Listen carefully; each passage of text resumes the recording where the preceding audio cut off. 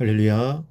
사랑하는 대강의 가족 여러분, 오늘 하루도 하나님의 말씀과 동행하는 삶이 되길 소망합니다. 오늘 함께 나눌 하나님의 말씀은 다니엘 11장 5절에서 8절 말씀입니다. 남방의 왕들은 강할 것이나 그 군주들 중 하나는 그보다 강하여 권세를 떨치리니 그의 권세가 심히 클 것이요. 몇 해 후에 그들이 서로 단합하리니 곧 남방왕의 딸이 북방왕에게 가서 화친하리라. 그러나 그 공주의 힘이 쇠하고 그 왕은 서지도 못하며 권세가 없어질 뿐 아니라 그 공주와 그를 데리고 온 자가 그를 낳은 자와 그때 도와주던 자가 다 버림을 당하리라.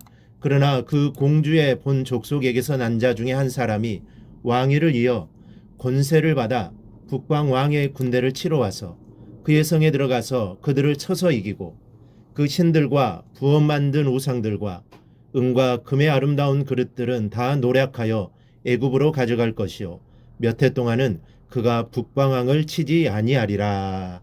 아멘. 이 본문 말씀부터 헬라 제국의 알렉산더 대왕이 죽은 후 쪼개어진 국가들에 대한 예언이 시작됩니다. 그리고 이 예언들은 세계의 역사 속에서 실제로 성취됩니다.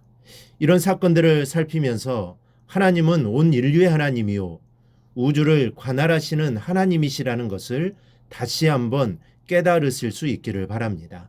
오늘 본문은 알렉산더가 죽은 후 사개로 쪼개진 나라 가운데 남방과 북방 두 나라에 대한 예언이 시작됩니다. 먼저는 남방과 북방의 힘 대결이 있을 것이라고 예언했습니다. 5절을 보면 남방의 왕은 강할 것이나 라고 했습니다. 여기 남방은 4개로 분열된 헬라 제국 가운데 애굽을 통치하게 된 프톨레미 1세를 가리킵니다.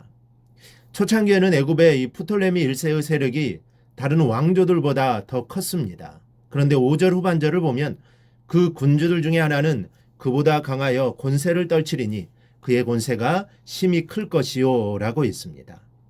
처음에는 애굽을 통치하게 된 왕의 세력이 가장 클 것이나 그보다 더 강한 자가 있을 것이라는 예언입니다. 그가 바로 북방의 시리아를 통치하였던 셀루쿠스 1세입니다. 셀루쿠스 왕은 처음에는 세력이 미약하여 남방 애굽의 프톨레미에게 예속되어 있었습니다. 하지만 점차 막강한 세력을 키워가면서 헬라 제국의 4개국 가운데 가장 강력한 나라로 급부상하게 됩니다. 그런데 남방과 북방이 서로 화친할 것을 예언했습니다. 시간을 흘러 남방의 애굽은 프톨레미 2세가 통치를 이어받았고 북방의 시리아는 셀루쿠스 1세의 손자인 안티오쿠스 2세가 왕이 되었습니다. 그런데 남방과 북방은 서로 지중해와 유대 영토를 확보하기 위해 으르렁대고 있었습니다. 그래서 6절을 보니 몇 해 후에 그들이 서로 단합하리니 곧 남방왕이 딸이 북방왕에게 가서 화친하리라 그랬습니다.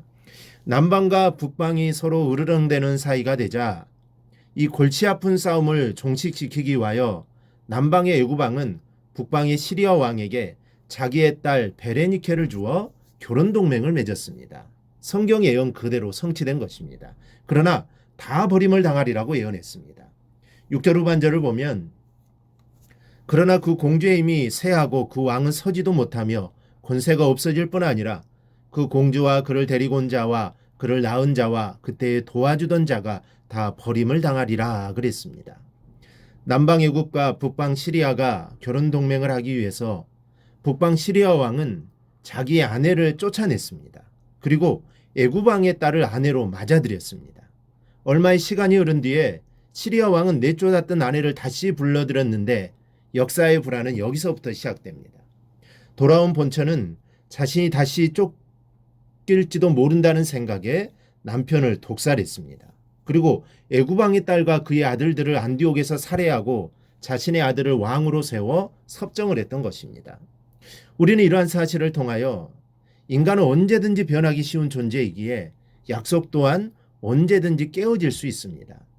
아무리 철석 같은 약속이라도 피로 맹세한 약속이라도 현실 상황에 따라 얼마든 약속은 깨질 수 있습니다. 그것은 인간이 신실하지 못하기 때문입니다. 우리는 이러한 사람의 속성을 밝히 알아야 합니다. 실로 인간은 언제든지 변할 수 있음을 알고 의지할 자로서의 믿음의 대상으로 삼아서는 안 됩니다. 연약하여 변개하기 쉬운 인간은 사랑하고 용서해야 할 대상이지 믿고 의지할 대상은 아닙니다. 이 사실을 분명하게 인식할 때 우리가 절대적으로 믿고 의지할 대상이 더욱 분명해집니다. 바로 우리가 절대적으로 믿고 의지할 대상은 오직 하나입니다. 그는 영원히 변치 않는 하나님이십니다. 영원하신 하나님, 불변하신 하나님에게만 우리는 언제든 어느 때이든 신뢰를 보낼 수 있는 것입니다. 그런데 이런 모든 사건들이 우연히 일어난 것이 아니라 하나님의 말씀과 예언을 따라서 진행되었다는 것에 놀라지 않을 수 없습니다. 이는 마치 이미 역사적 사실을 경험한 후대의 사람이 기록한 것처럼 여겨질 정도입니다. 때문에 혹자는 본 단락의 이 묵시를 비롯하여 다음 단락의 안티오쿠스 에피파네스의 행적에 대한 예언이 안티오쿠스 에피파네스 후대에 살았던 제2의 다니엘이 자기가 이미 경험한 역사적 사실을 예언적 문체로 기록한 것이라고 주장하기도 합니다. 그러나 이는 다니엘이 고레스 3년에 받은 계시가 분명합니다. 우리는 이러한 사실을 통해 하나님의 계시가 얼마나 진실한 것인지 분명하게 알 수 있습니다. 성경의 계시는 역사의 주인이 되시는 하나님의 감동으로 기록된 것으로 단 하나의 오차도 없이 정확하게 이루어집니다. 사랑하는 여러분, 세계의 역사가 하나님의 손안에서 이루어지는 것을 믿으시기 바랍니다. 그리고 그 하나님은 지금도 오늘 이 시간도 인간의 역사를 간섭하고 계시는 것을 잊지 마시기 바랍니다. 이것을 생각한다면 우리는 교만할 수 없습니다. 오직 주님께 내 인생을 의탁하는 겸손한 신앙만 있을 뿐입니다. 여러분의 인생을 주님께 전적으로 의탁하실 수 있기를 바랍니다. 그리하여 그 주님만 바라보며 평생 살아가기를 주님의 이름으로 축원합니다. 오늘 묵상한 말씀을 굳게 잡고 삶으로 실천하며 살아내는 대강의 모든 성도들이 되기를 축복합니다.